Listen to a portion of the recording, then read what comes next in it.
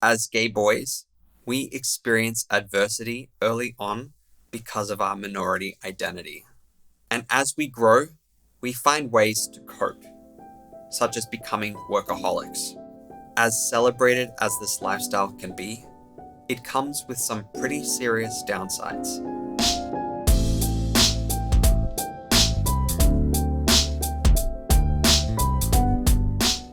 Growing up in small Australian towns, I felt a constant undercurrent of homophobia, xenophobia, and ableism.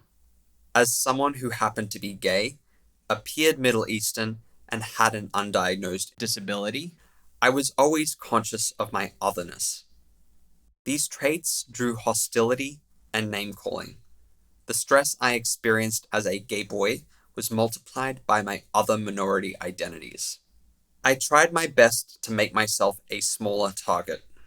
At school, I avoided talking to my peers, and I spent my lunch hours reading in the library. Others might shame me for who and what I was, but I took comfort in the thought that one day I would be important and successful. This led me to adopt a strict work ethic. By the time I graduated, I was a straight A student. But any recognition I received was never enough, and so I labored on well into my adulthood. I lost any concept of downtime. Weekends and holidays were sacrificed in pursuit of goals and projects. I completed degrees, relocated to other countries, wrote multiple unpublished books, and released a feature documentary. My way of surviving through work had become my way of living. I was now a prisoner of an inner critic who constantly undermined my self-worth. Fearing the depression I was trying to keep under wraps, I would work around the clock for months on end. Then, finally, the crash would come. Until I was forced to recognize that I was caught in a dangerous cycle of workaholism. This cycle was between depression and the constant need to prove myself. I'm going to refer to it here as grandiosity. Grandiosity can take many forms, such as the pursuit of achievement, perfectionism, and workaholism. It numbs us against the deep pain of feeling different, of being marginalized. Grandiosity offers a temporary escape from the grief and loneliness that come from learning we have to reject our authentic selves. The danger of viewing our self-worth as conditional upon our success and recognition, however, is the moment we fail to achieve it, our self-worth collapses. Seeking external validation rather than internal validation only further alienates us from our authentic selves, and it prevents us from taking the steps necessary to our recovery.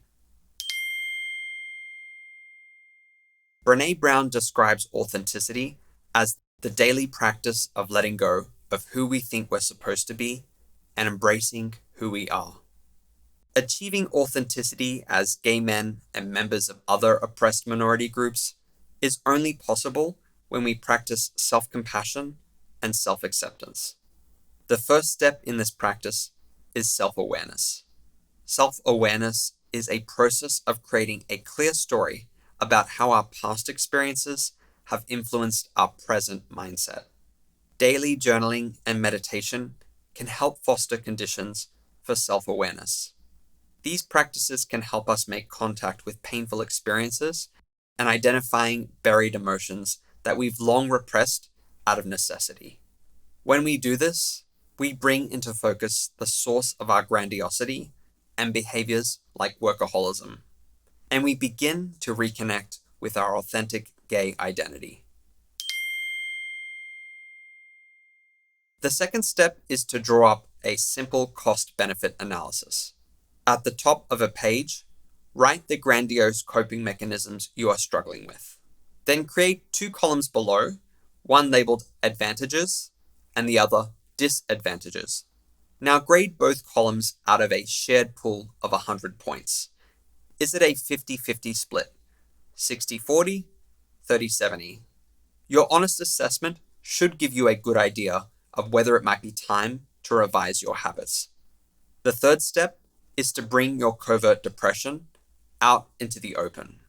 We do this by accessing and releasing our split-off emotions, ideally with the guidance of a therapist. This reparative relationship can teach us to be present with our distress and to practice self-soothing. If grandiosity has monopolized your life, adopting self-care habits can help shift the balance. Workaholics tell themselves that their health, well-being, and happiness should never come first. That's why it's important to contradict this using direct action. Schedule at least an hour of downtime every day. Ensure at least one day of the week is designated work-free. Set time limits on activities that lead to grandiosity. Start nourishing hobbies like reading, gardening, or hiking. Treat yourself to a bath, a massage, or a fancy meal out with a friend. Growth and healing become possible the moment we accept that the promises of grandiosity are inherently flawed. Workaholism may bring us career success and personal wealth, but at what cost? We deserve to be valued not for our achievements, but for our authentic selves. Dismantling beliefs that tell us otherwise won't happen overnight, but we can start the process by calling out the inner critic and treating ourselves with greater care and kindness.